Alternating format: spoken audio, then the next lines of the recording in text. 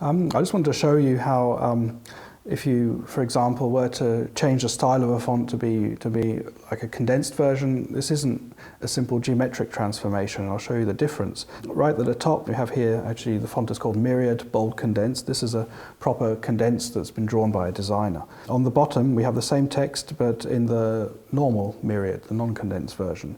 Now if I were to highlight this text and make it narrower, you'll see how the shape of the characters differs. And that's particularly noticeable in the thicknesses of the strokes.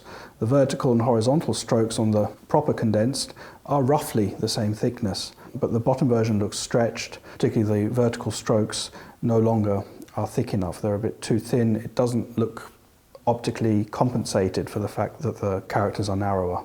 I think the T shows that very well, for example. You notice that the vertical strokes are thinner relative to the horizontal strokes.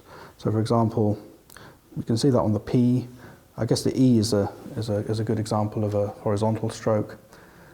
Here the stroke thicknesses are more equal. So the designer has obviously made allowances for the fact that the shapes of the characters are narrower, okay, and has adjusted the stroke thicknesses to be more or less like the original. And do you think a lot of people out there notice all of that, or is this just people who are splitting hairs? I certainly notice it, and I guess anyone who cares about typography would also notice it. I guess there are worse things out there, but it's just not professional.